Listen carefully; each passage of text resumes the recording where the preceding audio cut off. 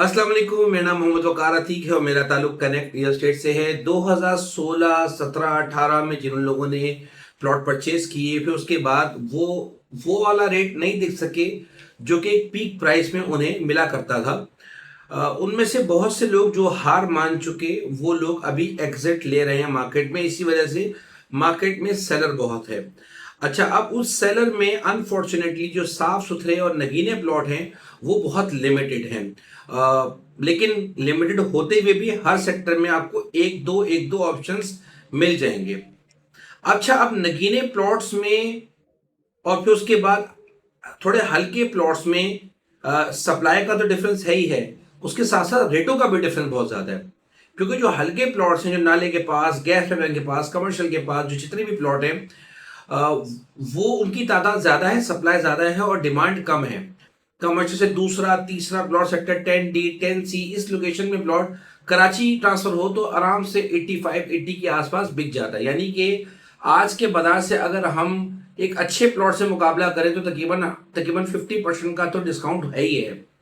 अच्छा, अब अगर ऐसा प्लॉट जो गोले से तीसरा प्लॉट हो, गली से निकल के कमर्शियल ना आ रहा हो, तो वो थोड़े अच्छे पैसों में बिक जाता है। यानी कि अगर मिसाल के तौर पर 2 करोड़ रुपए का 6B के प्लॉट का रेट है और वहीं पर गोले से तीसरे का प्लॉट मिल रहा होगा, तो वो आपको आराम से 1.5 करोड़ रुपए में मिलना, या मैं सजेशन आपको दूंगा कि लेने में कोई हर्ज नहीं है। क्योंकि येलो जोन से लेने में बेहतर ही है कि आप sector 6AB 7AB 7D 9AB 12AB on ground जाके लोकेशन में जाके चीज को परचेज कर सकें। अच्छा, अब जब 2017 और 16 के लोग एग्जिट कर रहे हैं तो न्यू एंट्रियां हो रही हैं। जब न्यू एंट्री हो रही है तो नए मिजाज के मुताबिक हो रही है, नया ट्रेंड बन रहा है। क्योंकि पहले sector 14B, sector 17, sector 6D 9C बहुत चला करते थे, येलो जोन का बोलबाला हुआ करता था।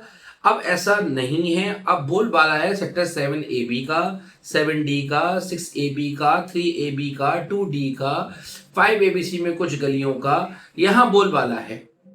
जो स्लो बिकते हैं आइटम, उसमें 14C, 15ABC, 16ABCD, 13D, ये 10AB, 11ABCD, ये 8ABCD, ये जितने भी सेक्टर्स हैं ये थोड़ा स्लो बिकते हैं। स्लो बिकने का मतलब ये कतई नहीं कि उनकी लोकेशन खराब है या वो अच्छे प्लॉट्स नहीं है या हमारा इंटरेस्ट नहीं है उनको बेचने में, ऐसा कुछ भी नहीं है। जब मार्केट ट्रेंड बनाती तो उसको ब्रोकर नहीं बनाता, वो कस्टमर बनाता है। कस्टमर का जहां फ्लो होता है वहीं ब्रोकर चलना शुरू हो जाता है। सेक्टर 4 और 7 के दरमियान से जो कनेक्टिविटी पैदा हो रही है वो थ्रू होते हुए जाएगी CBD से सेक्टर 6-9 को क्रॉस करते हुए एंड तक।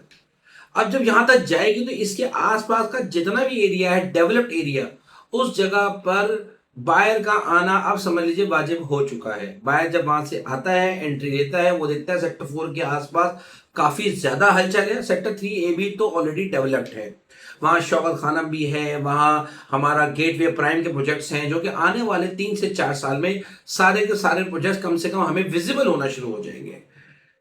ये सब चीजें देखते हुए ये बताना आपको बहुत जरूरी है कि 2016-17 वाले एग्जिट ले रहे हैं, उनका माइंड ऑफ फ्रेम, उनका सोचने का अंदाज, उनका इन्वेस्ट करने का अंदाज बिल्कुल तब्दील था। और जब आज इन्वेस्ट कर रहे हैं लोग, आज प्रैक्टिकल लोकेशन को देखकर फिर इन्वेस्ट कर रहे हैं, तो उनका इन्वेस्ट करने का अंदाज बिल्कुल चेंज है। सेक्टर 4 डेवलप नहीं है, उसके बावजूद मुझे ऐसा लगता है सेक्टर 2ABC से महंगा हो जाएगा। सेक्टर 2ABC की लोकेशन बहुत अच्छी है, लेकिन अगर जब आप उसको जाके विजिट करते हैं तो आपको फटी हुई सड़कें, फुटपाथ नहीं है, खड्डे हैं, ऊपर नीचे लोकेशंस हैं। इस चीजों को देखते हुए हमारे यहाँ कस्टमर थोड़ा सा रेजिस्ट करता है परचेज करते वक्त। फिर वो क्या जाता है, वो जाता है सेक्टर 4ABC की तरफ, जहां लैंड बिल्कुल स्ट्रेट है, हाइटेड लोकेशन है और न्यू डेवलपमेंट है। आप सेक्टर 6E की तरफ ज्यादा रुझान बनता जा रहा है सेक्टर 6E में, क्योंकि नई सड़कें हैं, न्यू डेवलपमेंट है, झाड़ियां नहीं है, फ्रेश डेवलपमेंट है। पार्टी को लेके जाते हैं, उसका इंटरेस्ट शो होता है जब वो सेक्टर 3B के सामने एक अच्छी लोकेशन देखती है।